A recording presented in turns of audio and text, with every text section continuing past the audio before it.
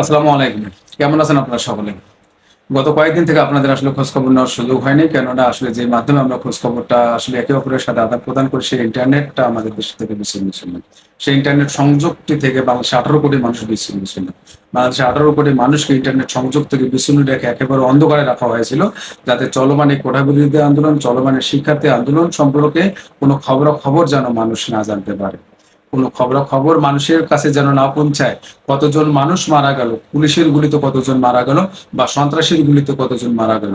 শিক্ষার্থী আন্দোলনের নামে সারা দেশে কত বেশি ব্যাপক নৈরাজ্য চলতেছে, কত বেশি আগুন সন্ত্রাস চলতেছে এগুলো সম্পর্কে আমরা আসলে কিছুই জানি না। এগুলো সম্পর্কে আসলে আমরা একেবারেই ওয়াকিবহাল নই।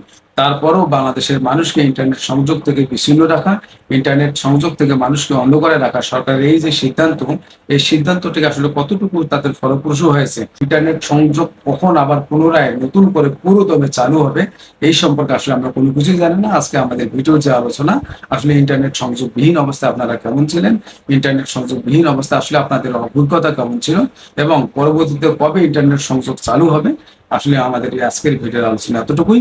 আলোচনাটি আশা করি আপনারা আমাদের সকলের সাথে থাকবেন এবং আলোচনাটা ভালো লাগে আমার এই চ্যানেলটিকে সাবস্ক্রাইব করবেন এবং যদি পারেন আমার এই ভিডিওটি লাইক করবেন এবং শেয়ার করবেন।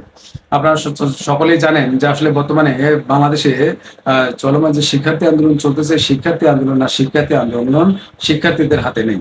এই শিক্ষার্থী আন্দোলনের নামে সরকার বিরোধী যে রাজনৈতিক সংগঠনগুলো আছে, সরকার বিরোধী যে রাজনৈতিক দলগুলো আছে তাদের দখলে চলে গেছে এই শিক্ষার্থী আন্দোলন। এই শিক্ষার্থী আন্দোলনের নামে শিক্ষার্থীদের ঘাড়ে বন্দুক রেখে সরকার বিরোধী যে দলগুলো, সরকার বিরোধী সংগঠনগুলো কি করতেছে, শিক্ষার্থী আন্দোলনের নামে সারা দেশে ব্যাপক নৈরাজ্য চালাচ্ছে, সারা দেশে ব্যাপক জ্বালাও পোড়াও করতেছে, অগ্নি সন্ত্রাস করতেছে, মানুষ মারতেছে, পথচারী মারতেছে, সেই সাথে আইন শৃঙ্খলা রক্ষাকারী বাহিনীর সাথে তারা কি করতেছেন, অ্যাটাক করতেছে, আক্রমণ করতেছে।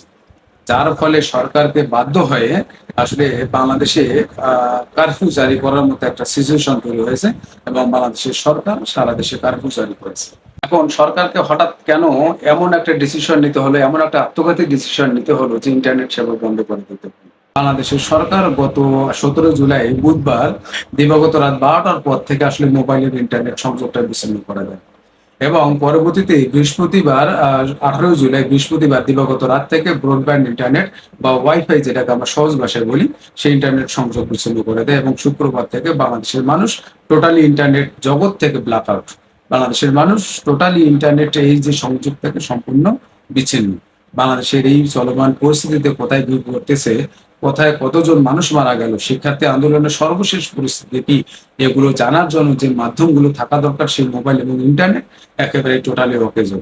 যার ফলে বাংলাদেশের মানুষকে আসলে সম্পূর্ণ নির্ভর করতে হলো কিসের উপর? টিভির উপর এবং প্রিন্ট পত্রিকার উপর। এবং আপনারা সকলে জানেন মোবাইল এবং ইন্টারনেট আসার পর যে দুটি ব্যবসার সবচেয়ে বেশি ক্ষতি হয়েছে তার মধ্যে একটি হলো টেলিভিশনের ব্যবসা এবং আরেকটি হলো প্রিন্ট পত্রিকার ব্যবসা। মোবাইল এবং ইন্টারনেট মানুষের কাছে এত বেশি সহজলভ্য এবং পোর্টেবল যে মানুষ যা টিভি এবং পেপার এবং পত্রিকায় আসলে ওই বেশি প্রায়োরিটির মধ্যে রাখে না যতটা মোবাইল এবং ইন্টারনেটকে রাখে। তো যাই হোক, বর্তমানে বাংলাদেশের মানুষের পরিস্থিতি কি? ইন্টারনেট বন্ধ রাখার ফলে সরকার যে উদ্দেশ্যে ইন্টারনেটটা আসলে বন্ধ রেখেছিল সেই উদ্দেশ্য আসলে সরকারের কতটুকু পূরণ হয়েছিল? শিক্ষার্থী আন্দোলনকে কেন্দ্র করে বাংলাদেশের যে নৈরাজ্য হলো, বাংলাদেশের মানুষের মৃত্যুর মিছিল যে আসলে দিন দিন বৃদ্ধি পেলো, সেটার বর্তমান পরিস্থিতি কি? এতটুকু আলোচনা করার পূর্বে আমাদেরকে আসলে শিক্ষার্থী আন্দোলনটা আসলে এখানে যেতে হয়, শিক্ষার্থী আন্দোলনটাকে নিয়ে আসলে আলোচনা করতে হয়। আপনারা জানেন যে গত জুন মাস থেকে বাংলাদেশে শিক্ষার্থী আন্দোলন চলতেছে এবং এই শিক্ষার্থী আন্দোলনকে কেন্দ্র করে বাংলাদেশের মানুষের মনের ভিতরে এক ধরনের কি ছিল? সহানুভূতি ছিল। বাংলাদেশের প্রতিটা মানুষের শিক্ষার্থীদের প্রতি এক ধরনের সহানুভূতি ছিল এবং কোঠার বিরুদ্ধে তাদের একটা মন মানসিকতা তৈরি হয়ে গিয়েছিল।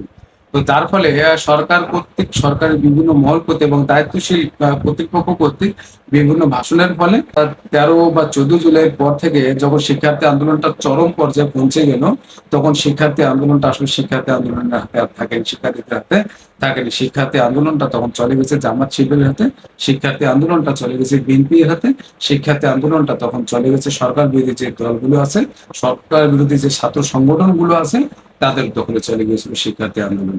আপনার বুধবার থেকে যখন প্রধানমন্ত্রী শেখ হাসিনা জাতির উদ্দেশ্যে ভাষণ দেয়, তারপর থেকে শিক্ষার্থী আন্দোলনটাকে কেন্দ্র করে সরকার বিরোধী সংগঠনগুলোর সরকার হটাও আন্দোলনটা ব্যাপকভাবে কি হয়? প্রসার হয়। সরকার বিরোধী আন্দোলন চালু হতে থাকে। গোটা ঢাকা শহরের প্রায় প্রতিটা অলি গলি, ঢাকা শহরের প্রায় প্রতিটা গুরুত্বপূর্ণ পয়েন্টে সরকার বিরোধীরা অবস্থান নেয় এবং আইন শৃঙ্খলা রক্ষাকারী বাহিনীর সাথে তাদের একটা মুখোমুখি সংঘর্ষ বাধে। আইন শৃঙ্খলা রক্ষাকারী বাহিনী কি করে, সরকার বিরোধী সংগঠনের উপর গুলি চালাতে বাধ্য হয়। পরবর্তীতে মৃত্যুর সংখ্যা যেখানে প্রথমে 6 জন ছিল, তারপরে সেই সংখ্যাটা 27 জন, তারপরে মৃত্যুর সংখ্যা 80-র ঘরে চলে যায় এবং দিন শেষে সেখানে মৃত্যুর যে সংখ্যা, সেই সংখ্যাটা কোথাও কোথাও 500-র উপরে, কোথাও আবার সরকারি পেপার পত্রিকা আমরা যেটা পাচ্ছি প্রায় সেটা 200-র ঘরে। এই যে এত মৃত্যুর দায় আসলে কে নেবে? এত মৃত্যু কেন হলো? এই মৃত্যুটা আসলে দায় কে? এই মৃত্যুটা জবাবদিহি কে করবে? এই মৃত্যুটার পিছনে আসলে শিক্ষার্থীরা কতটুকু দায়ী? এই মৃত্যুটার পিছনে সরকার বিরোধী সংগঠনগুলো কতটুকু দায়ী? বা এই মৃত্যুটার পিছনে আসলে সরকার বা সরকার যে দল আছে সেই সরকারি দল আসলে কতটুকু দায়ী? এখন ইন্টারনেট এই যে সেবা, ইন্টারনেট সেবা বন্ধ করা আসলে সরকারের লাভ কি হলো? 1 নম্বরে চলমান যে আন্দোলন, সেই চলমান আন্দোলনে বাংলাদেশের প্রত্যেকটা মানুষের যে উৎকণ্ঠা ছিল, বাংলাদেশের প্রত্যেকটা মানুষের মনে যে ভীতি ছিল, সেই ভীতিটা আরো বেশি হলো।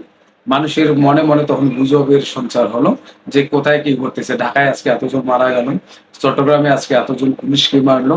মানুষ তখন গুজবে পা দিল। এটা এক ধরনের হিতে বিপরীত হলো। হয়তো সামাজিক যোগাযোগ মাধ্যমগুলো বন্ধ রেখে ইন্টারনেটটা চালু রাখলে যদি মানুষের খবরের যে প্রবাহ, এটা যদি চলবার থাকতো তাহলে হয়তোবা এই গুজবে মানুষকে পা দিতে হতো না। 2 নম্বর কি হলো, দেশের অর্থনৈতিক অবস্থাটা একেবারে ব্রেকডাউন হয়ে গেল। মানুষের অর্থনৈতিক অবস্থা বর্তমানে বাংলাদেশের প্রত্যেকটা মানুষের অর্থনৈতিক অবস্থা একেবারেই খারাপ। যেখানে দ্রব্যমূল্য প্রতিদিন বাড়তেছে, যেখানে বাংলাদেশের মুদ্রাস্ফীতি দিন দিন বাড়তেছে, সেই একটা এইরকম একটা অবস্থায় অর্থনীতি একেবারেই কি হয়ে অচল হয়ে পড়লো। অর্থনৈতিক গোটা 6 থেকে 7 দিনের জন্য বন্ধ হয়ে পড়লো। দেশের আমদানি রপ্তানি থেকে শুরু করে পণ্য পরিবহন, কোনো কিছু আসলে স্মুথলি তখন আর চলতে পারলো না।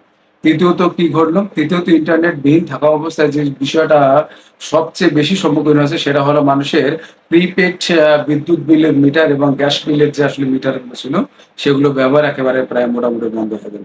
যদি কারো ওইরকম একটা অবস্থায় শেষ দিন ছিল, তখন মানুষ আর রিসার্চ করতে পারলো না যে তারা আসলে কিভাবে রিসার্চ করবে। রিসার্চ করার দ্বিতীয় কোনো পদ্ধতিও ছিল না। মানুষ এক ধরনের ভোগান্তিতে পড়লো। চতুর্থ যে ঘটনাটি ঘটলো, সে ঘটনাটি হচ্ছে আসলে মানুষের মোবাইল ব্যাংকিং এর যে সুবিধাগুলো, টাকা ট্রান্সফারের মোবাইল ব্যাংকিং, যেমন বিকাশ, রকেট, নগদ, এইগুলো যে সেবাগুলো প্রায় অচল হয়ে পড়লো, একেবারে বন্ধ হয়ে পড়লো। ব্যাংকিং সেবাটা অচল হয়ে পড়লো। এই এত অসুবিধা থাকার ফলেও সরকার ইন্টারনেট সেবাটা যে চালু করবে, সেই সেবাটা আসলে তারা চালু করলো না। একটি সিদ্ধান্ত, যেখানে কারফিউ চলতেছিল, কারফিউ চলার ফলে বাংলাদেশের জনমনে যে ভীতি হলো, বাংলাদেশের জনমনের যে আসলে এক ধরনের আতঙ্ক কাজ করলো, সেই আতঙ্কটা কাটিয়ে ওঠার জন্য আসলে সরকার এখন পর্যন্ত কোনো বিবৃতি দেয়নি। সরকার এটাও বলেনি আসলে পরবর্তীতে কখন ইন্টারনেট চালু হবে, মানুষের ফোনে কখন ইন্টারনেট সেবা আবার নতুন করে চালু হবে। যদিও গতকাল থেকে আসলে ইন্টারনেট সেবাটা কিছুটা ওয়াইফাই চালু হয়েছে, ব্রডব্যান্ড ইন্টারনেট সেবাটা চালু হয়েছে, কিন্তু মোবাইল ইন্টারনেট কবে চালু হবে, ফেসবুক কবে চালু হবে, সামাজিক যোগাযোগ মাধ্যমগুলো কবে চালু হবে, এটি আসলে এখন পর্যন্ত কেউ বলেনি। সরকারের তরফ থেকে এরকম কোনো বিবৃতি দেওয়া হয়নি। যাই হোক, এই যে একটা অভিজ্ঞতা, এই যে চরম একটা অভিজ্ঞতার মুখোমুখি আপনারা হলেন, চরম একটা অভিজ্ঞতার মুখোমুখি আমরা হলাম, এটা মনে হয় যে মধ্যযুগীয় বর্বরতার সামিল। এটা মনে হয় যে মানুষের তথ্য প্রবাহের যে অবাধ যে তথ্য অধিকার আইন, এটা থেকে মানুষকে আসলে বিচ্ছিন্ন করে রাখা, এটা থেকে মানুষকে সম্পূর্ণ আসলে কি করে রাখা, সম্পূর্ণ অন্ধকারে রাখা। বাংলাদেশের মানুষের যে মৌলিক যে অধিকার, মৌলিক যে আইন, সেগুলো সম্পর্কে আসলে সরকারি মহল যে আসলে খুব বেশি চিন্তা করে না, সেটি খুব ভালোভাবেই বলা যায় আসলে এটা থেকে। এখন আপনাদের ইন্টারনেট সংযোগ আসুক, খবর যে করবো সেটা চলমান থাকুক, মানুষের জীবন আবার স্বাভাবিক হোক, সরকার কার্ফিউ তুলে নিয়ে মানুষের জীবন যাত্রাটাকে আসলে স্বাভাবিক করে তুলুক এবং সরকার বিরোধী যে আন্দোলন, সরকার বিরোধী যে সন্ত্রাসীরা আছে, তারা যেন তাদের আন্দোলন আসলে ফিরিয়ে নেয়, কোটা আসলে তারা কোটার আন্দোলন তাকে যেন ভিন্ন খাতে প্রবাহিত না করে। আপনারা সকলে ভালো থাকবেন, এতটুকু আশা আমরা করতেই পারি। সকলে ভালো থাকবেন, ধন্যবাদ।